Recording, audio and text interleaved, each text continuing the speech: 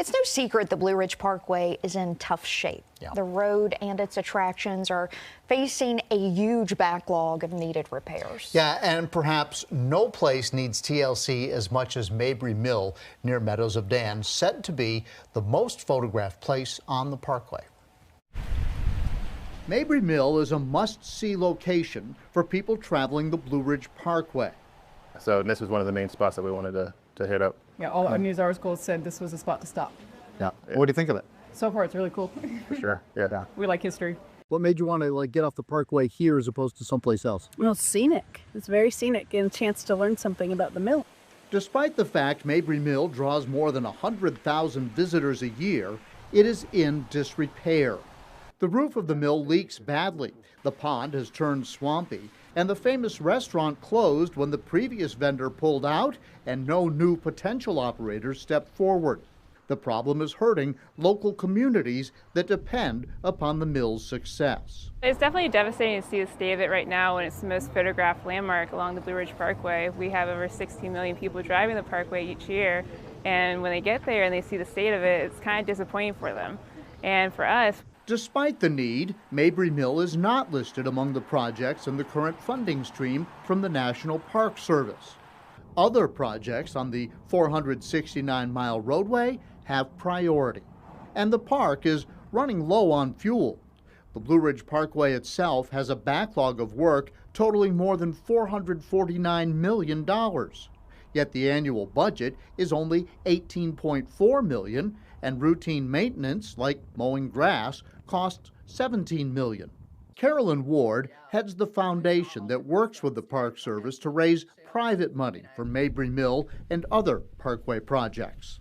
You could say, is it a lack of money? Is it a lack of resources, a lack of staff? Sure, all of those things factor in, but it's a much bigger, more complex issue than just the park didn't care and didn't invest. It's not quite that simple. Take a look at the roof.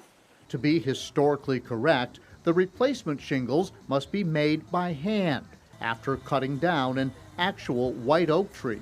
It's not like going to Home Depot and buying a pressure-treated piece of wood where many of us are used to. Ward says because of waning funds, the number of skilled artisans who work on historic projects like the mill roof have gradually declined from 12 to 2. And so it's not an easy answer. The Park Service has to do it authentically. They have to do it in a way that protects the integrity of the historic structure. Fortunately, the Parkway Foundation has raised the $65,000 needed for those roof repairs that could happen within the next 12 months. And there seems to be support from Washington.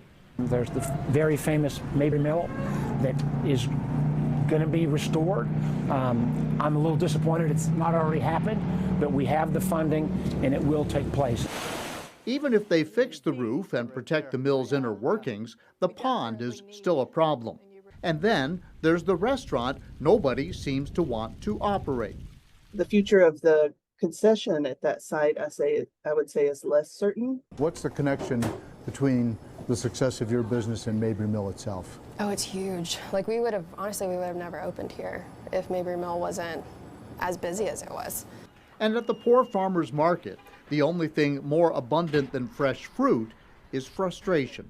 And it is frustrating, but again, it's just trying to have that balance. You know, we want to put pressure on them. Yes, the squeaky wheel get the oil in that regard too. When I try to talk to the National Park Service, they tell me that the issue is funding and compliance. And it's kind of like they feel like their hands are tied. I'm not sure. I don't know if anybody knows exactly what the problem is, but it seems to be like a lot of people are noticing this in many federal government agencies. It seems to be like a pandemic of federal government agencies. They seem to not be able to accomplish what they're being paid to accomplish.